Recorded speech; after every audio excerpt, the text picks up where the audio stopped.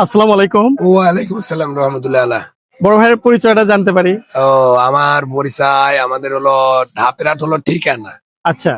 আমাদের গ্রামের বাড়ি ঢাপরাট থেকে হলো চতরার হাট, দেখা যায় না?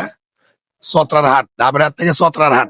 চতরার হাট। চতরার হাট তারই মাঝখানতে আছে লাল দিঘি, আমার পোস্ট অফিস। আর হলো থানা পীরগঞ্জ, জেলা রংপুর, গ্রাম হলো ছোট সল্যা, 15 নম্বর তার মানে ইউনিয়ন, রংপুর জেলার আপনি? রংপুর জেলার মধ্যে। তো ঘটনা হচ্ছে যে আমি দেখলাম আপনি বাঁশি বাজাচ্ছিলেন, হ্যাঁ তো আমি একটু আপনার ভিডিও নিচ্ছি। তো রাগ হ্যাঁ। করলেন কি? না না, এটা আমাদের বাবা, আমার গুরুর নাম ছিল আব্দুল। আচ্ছা।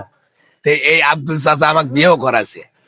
তে বিয়ে, আব্দুল চাচা বিয়েও করাছে। এখন আচ্ছা। বিয়ে করাছে তে হলো ওই চাচাই ফির মোক বাঁশি ফুকেন শিখেছে। এই বাঁশি তার কাছ থেকে শেখা? তারই কাছে কত বছর হলে বাঁশি বাজাচ্ছেন? এটা আমি বাঁশি ফুকেছি এককালে, আমি ছোট কালে যখন 8-10 বছর বয়স, ঢাকাতে ইস্কা চালাই। আচ্ছা। এই ইস্কা চালানোর কালীনে আমি ইস্কাতি বাঁশি ফুকাই। ঢাকা গোল কৃষি মার্কেট আছে, কৃষি মার্কেটে আমি ইস্কা চড়ে এঙ্গে বাঁশি ফুকাচ্ছি সুন্দর করে। আচ্ছা। এখন দোকানের থেকে দৌড়ে এসে 50 টাকা আমার দোকানদারে বাই করে দিলি। এখন আমি বাই করে যাওয়ান দিলি, হাই রে ভোলাও নিয়ে না ফিরি দিকে টাকা পাই না, ভালোই তো উপকার হইলো ভাই। তো এখন কি করা হয় আসলে? তো এইরকম বাজনা দিয়ে যাদের মন ভালো লাগে, হয়তো আমাকে কেউ টাকা পয়সা দান খয়রাত করতে পারে। সেটা হলো হয়তো আমি পাগল এইভাবে টাকা পয়সা কিছু কালেকশন করে খাই, বা এইভাবে আমি বাঁশি ফুক দেই বা যন্ত্র বাজাই। বাউল মিন্টু ভাই, তার সাথেও আমি গান গান গজলে, করছেন? হ্যাঁ আমি যন্ত্র বাজাচ্ছি আপনি কি গানও গান?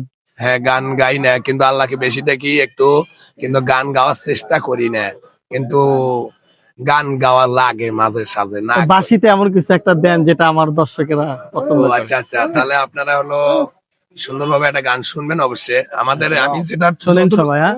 আর যে যা পারেন একটু ওনাকে একটু হেল্প করেন ভাই, 10 টাকা 20 টাকা যাই পারেন একটু হেল্প করেন। বাবা, আমার একটা কথা কি, জি।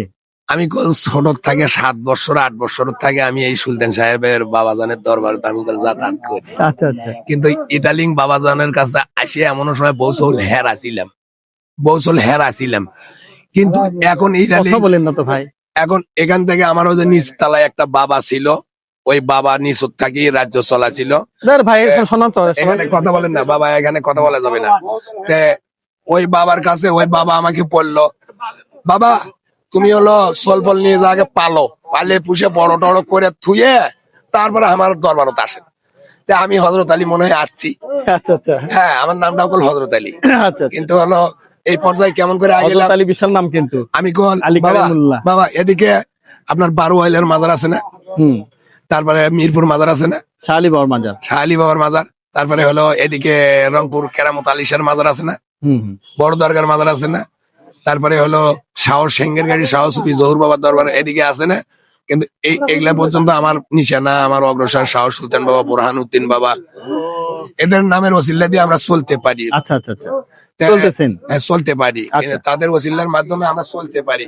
আচ্ছা। আর হলো আমার বাবা এইরকম অবস্থা হতে গান গজল করা কিছু টাকা পয়সা নিয়ে আমি এতে চলে না বিবি বাচ্চা আর কি পালি আর কি, মনে হয় মোটামুটি আর কি খরচপাতি সঙ্গী দেওয়া লাগে, কর্ম করে আর কি চলবল পালা লাগে আর কি মোটামুটি। মানে বাড়িতে বউ বাচ্চার কাছে টাকা বউ বাচ্চার কাছে টাকা টুকা দেওয়া লাগে। বাবা জানের দয়ার ভান্ডার, আমি পাগলা যদি গলা ভাঙ্গে গেছে যাই হোক, আমি তাও সুদ দেওয়ার চেষ্টা করি।